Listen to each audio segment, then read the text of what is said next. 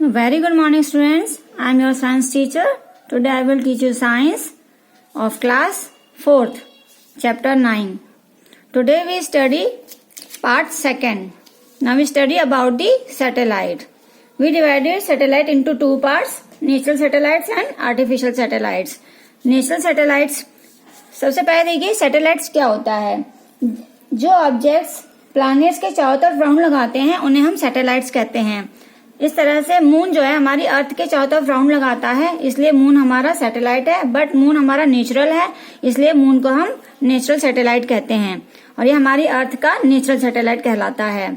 इससे सेकंड है artificial satellite. Artificial satellite वो होते हैं जो इंसान ने खुद बनाए हैं और स्पेस में लॉन्च किए हैं. तो हमारे इंडिया का सबसे पहला जो आर्टिफिशियल सैटेलाइट है वो है हमारा आर्यभट्ट. इसी तरह से सबसे पहले वर्ल्ड का आर्टिफिशियल सैटेलाइट जो था वो था स्पुतनिक 1. इसको लॉन्च किया गया था यूएसएसआर ने. इसी तरह से हमारे जो अदर प्लैनेट्स हैं उसमें मरकरी और वीनस को छोड़कर जितने भी प्लैनेट्स हैं उन सभी के मून्स होते हैं, ये सैटेलाइट होते हैं. और आर्टिफिशियल सैटेलाइट्स जो हैं स्पेस में लॉन्च किए जाते हैं. इनकी हेल्प से हम forecasting, weather, television and radio broadcasting ये चीजों में हेल्प मिलती है. इन्हें ये सिग्नल देते हैं और फिर हम इनको यूज करते हैं. Now we study about the earth. First we study about the structure of the earth. हमारे अर्थ का जो स्ट्रक्चर है वो किस तरह से होता है. देखिए हमारे अर्थ को 3 लेयर्स में डिवाइड किया गया है, क्रस्ट, मेंटल एंड कोर. हमारी अर्थ की जो आउटर लेयर होती है उसे हम क्रस्ट कहते हैं और क्रस्ट के नीचे जो लेयर होती है उसे हम मेंटल कहते हैं और सबसे अंदर की जो लेयर होती है उसे हम कोर कहते हैं. कोर फिर से 2 पार्ट्स में डिवाइडेड होती है, इनर कोर और आउटर कोर. जो इनर कोर होती है वो हमारी आयरन से मिलकर बनती है और जो इनर कोर होती है वो हमारी लिक्विड से बनती है.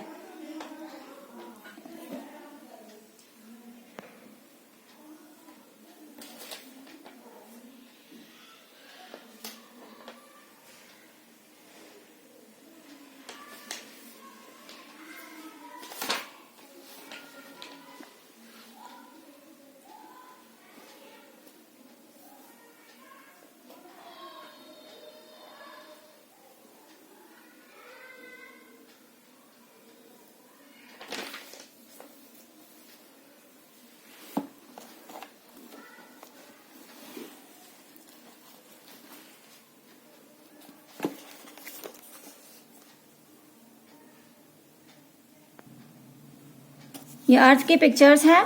इसमें देखिए ये हमारी जो बाहर की लेयर है इसे हम क्रस्ट कहते हैं. इसके नीचे की जो लेयर है उसे हम मेंटल कहते हैं. ये सेकंड लेयर मेंटल की है.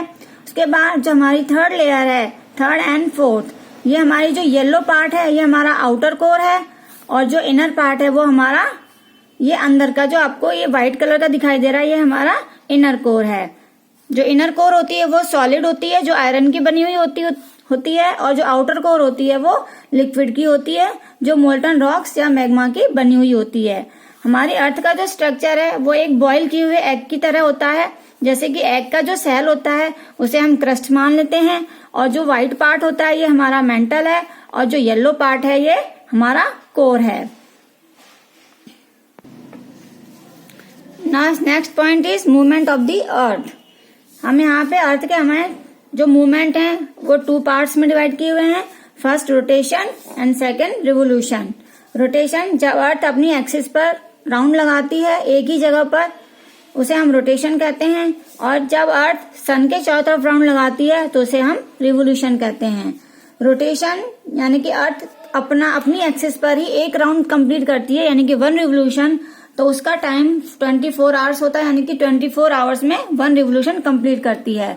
इसी तरह से 1 रिवोल्यूशन यानी कि सन का एक राउंड कंप्लीट करने में उसे 365 एंड 1/4 डेज लगते हैं. रोटेशन के कारण डेज और नाइट्स होते हैं. इसी तरह से रिवोल्यूशन के कारण सीजन्स बनते हैं जैसे summer, winter, spring, autumn and rainy. Days, जब हमारी अर्थ सन के चारों तरफ राउंड लगाती है तो जो अर्थ का पार्ट सन के सामने होता है वहां पर डेज होता है, और जो पार्ट हमारे सन के अपोजिट डायरेक्शन में होता है वहां पर नाइट होती है। Now we study about the stars. Stars, हमने देखा होगा कि रात के समय हमें स्काई में बहुत सारे स्टार्स दिखाई देते हैं चमकते हुए।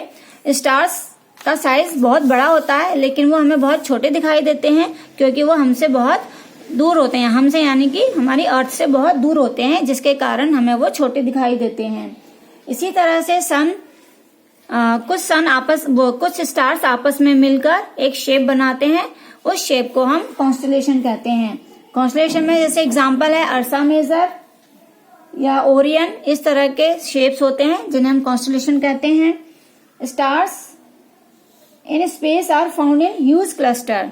हमारे स्पेस में जो स्टार्स हैं, बहुत सारे स्टार्स मिलकर क्लस्टर बनाते हैं, और जो एक सिंगल क्लस्टर होता है उसे हम गैलेक्सी कहते हैं। तो इसी तरह से हमारी जो अर्थ है वो गैलेक्सी का ही एक पार्ट है, जिसे वो मतलब मिल्की गैलेक्सी कहते हैं। देखिए यहाँ पे कॉन्स्टलेशन पैटर्न दिखाया गया है। जैसे ये ओरियन है, यहाँ पे सम स्टार्स ने एक शेप बना रखी है, पैटर्न में अरेंज हो रहे हैं, ये ओरियन की शेप है।